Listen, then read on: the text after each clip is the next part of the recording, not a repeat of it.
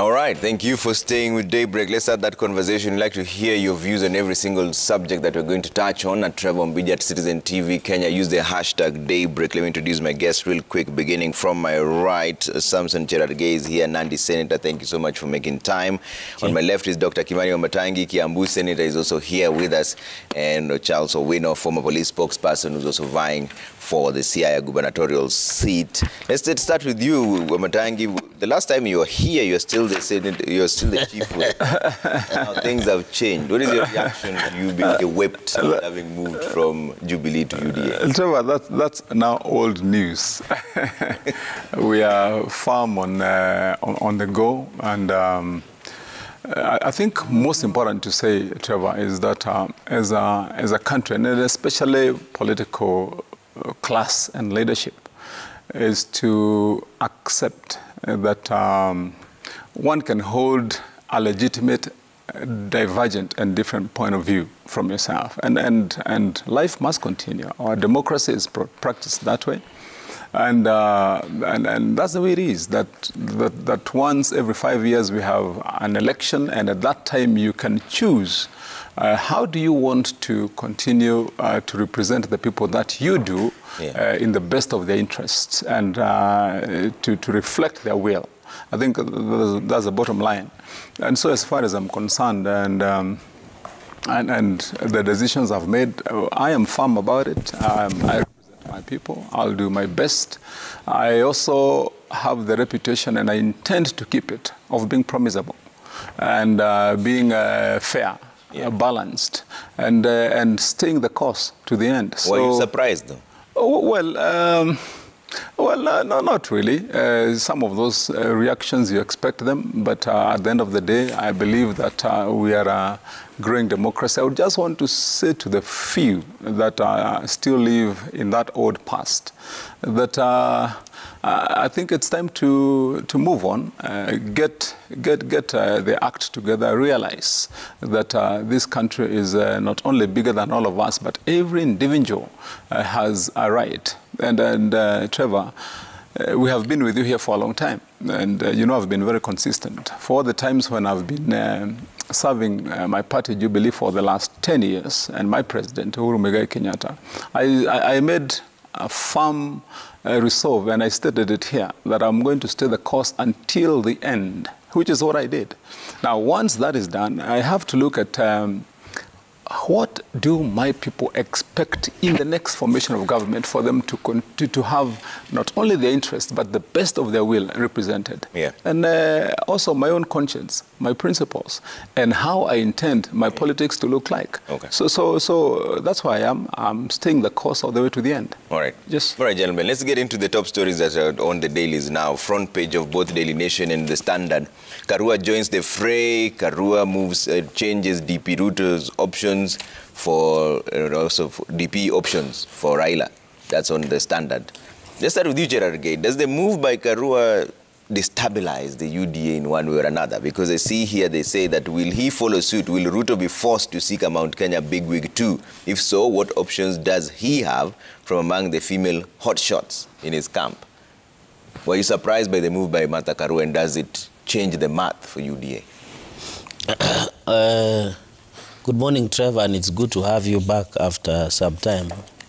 And also to thank Senator Kimani Wamatangi. I had predicted that he's joining UDA and is going to win the gubernatorial position for Kiambu County.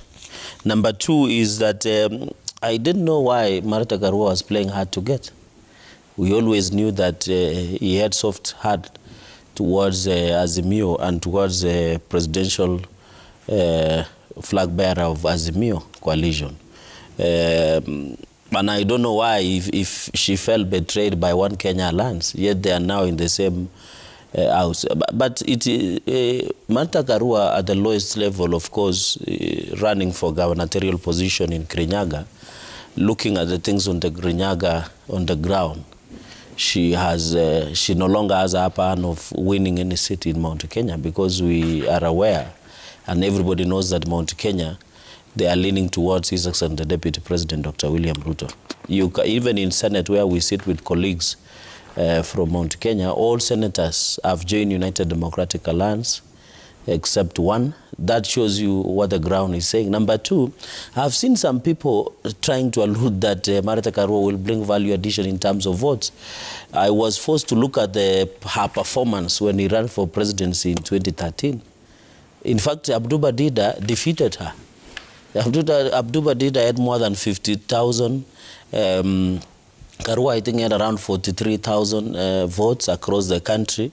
So, in fact, if Azimio had even welcome Abduba Dida, he's doing much more than Martha Karua.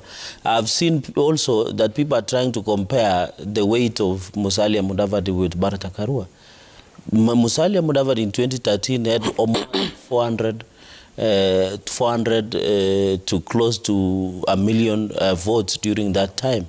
So it's more 10 times than what Martha Karua brings. So in my own opinion, as UDA, it does not affect us in any way because she has not joined us. As she said, she doesn't share the ideals of what Kenya Kwanza believes in. And thirdly, is that she believes in the past. Because if you see people who are supporting Raila Odinga, is a reunion of what they call themselves agitators and the fighters so-called democracy. And they want to make presidency look like that is a reward system. The presidency, people will not go to, in 2022, to reward anybody for doing any, because if you are fighting for any political space or democracy, you are fighting for the benefit of all Kenyans. You are not fighting to be rewarded. So I think when you see there is the old and the new. Okay. Everybody who is old and believe in that, they call themselves the second liberators, are now in the past. So when you want to know the past, you follow Raila Odinga. Okay. When you want to know where the country and the future of the country will go, you follow William Ruto. All right. And that is the future for everybody. All right, let me bring in Charles Owino on this. Charles, is this endorsement that significant to the Azimio team by Martha Karua?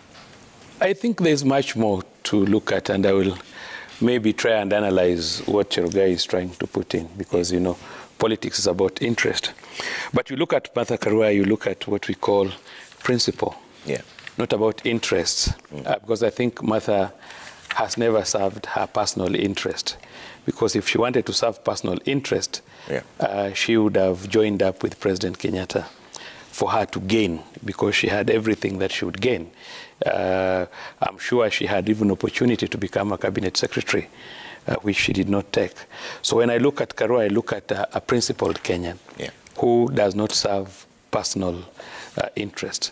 And Karua, if you look at her, it's about the belief system. What does she believe in? Because most politicians don't believe in anything. They believe in what favors them. For example, today, Senator Wamatangi may believe on something completely different, but because of interest, because he feels maybe my community or my voters want this, he will go for what the voters want. So Karua's belief system, just as she has put it, that you heard yesterday they were saying they have been in trenches together.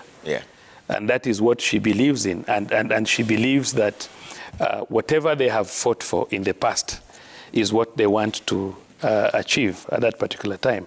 But you look at the kind of politics that is coming up today, maybe slightly different.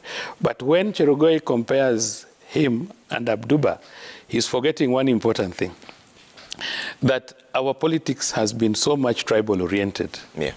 Karua was running when a potential presidential candidate from Mount Kenya was running, President Kenyatta.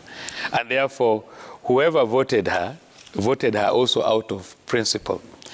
If you look at Musalia Mudavadi, there was no Luhya running. He was the only major Luhya running. So the Luhyas who voted him as a Luhya, not on principle. So what I can say is that you cannot compare the two scenarios. And it also depends what position is Martha going to get in government. Is he going to be the deputy president? If it is so, then things may change for her.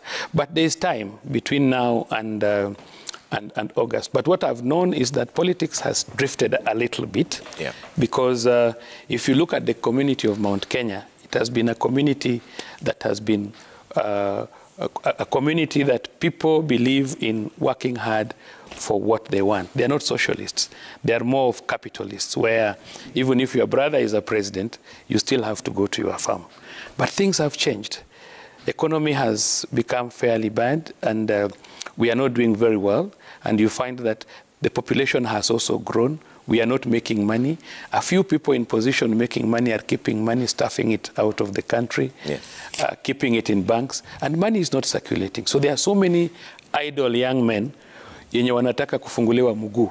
Okay. And this was not the politics of Mount Kenya before. So because of that, many young men would want to go where they think is fluid, where they think they can get small money here and there. And that is the position. So I believe that a lot is going to change. But most importantly, I think we must change our view of politics at the end of the day. As Kenyans, we must look at the bigger picture, that how can we generate wealth for our communities, no matter the sides where we are, whether you are in opposition, whether you are in government, because opposition has a role, government has a role. But what can we do as a country to generate wealth and distribute it? Because basically, that is the meaning of politics, that we get power from the people who vote us, and once we get that power, we are supposed to generate wealth, not steal from them, and distribute that wealth. And I think that is the most important thing that we should be looking forward to. Okay. I believe Senator Wamatangi is not in the group of very old people. He's young enough. Cherargei is even much younger. And I'm looking at a situation like, for example, now I come from the ODM wing, they come from the UDA wing.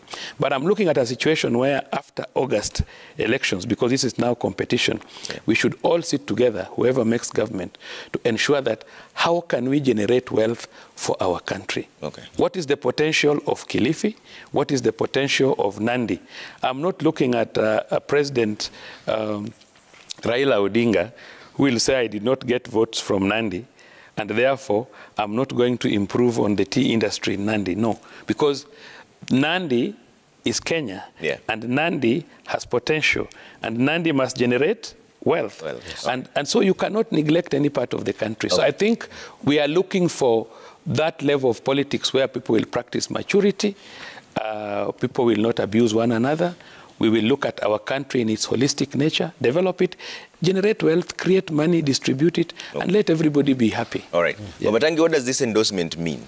Trevor, first, let me say that, as I said earlier, every person in their state and stage of life have the right to make a decision in not only their best interest, but according to their conscience. And so I think and believe that it's right to say that Mother Karua has definitely followed what her wish and her will is, and practiced her democratic right to make that choice of whom to support in this race. And so as far as that's concerned, we have no issue with it.